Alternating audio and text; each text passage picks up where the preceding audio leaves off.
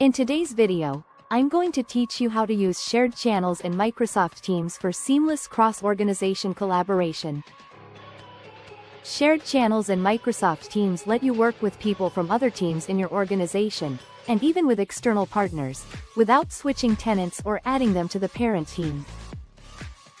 Think of a shared channel as a focused collaboration space with its own membership list and its own SharePoint site for files. Only the people you specifically invite can see it. Other members of the parent team won't even know it exists, which helps keep conversations targeted and content secure. Because shared channels are still in preview, there are a few important setup steps. First, your IT administrators need to enable shared channels in the Teams Admin Center. They also have to configure B2B Direct Connect in your Microsoft Entra ID, previously known as Azure Active Directory. This is what allows trusted external users to join your channel from their own tenant, using their own identity, with no guest accounts and no tenant switching. If you plan to collaborate with partners, check with your IT team to make sure those cross-tenant settings are in place. Next, you'll need preview access. In the Teams app, go to your settings and switch to the public preview. After enabling preview, you may also need to select the public preview build in the same settings area. Once that's done, restart Teams so the changes stick.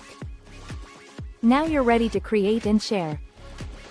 Team owners can create a shared channel just like any other channel. After it's created, invite people by right-clicking the channel and choosing Share Channel. From there, add internal colleagues from other teams, or external users who have been set up through B2B Direct Connect. Those invited will see the channel appear alongside their other channels, and they'll gain access to the channel's dedicated SharePoint site for files. People who aren't invited won't see the channel or its content, even if they're members of the parent team. A few limitations are worth noting.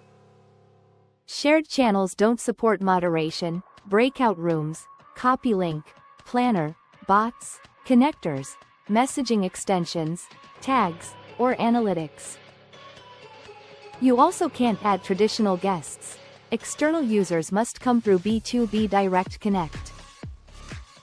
Shared channels can't be converted to standard channels, and vice versa. App support is limited right now. Tabs work, but many apps aren't available in private and shared channels during preview. Use shared channels for projects where tight access control and external collaboration are essential. Keep membership tidy, name files clearly, and manage permissions directly in the channel's SharePoint site for consistency. That's all you need to get started with shared channels in Microsoft Teams.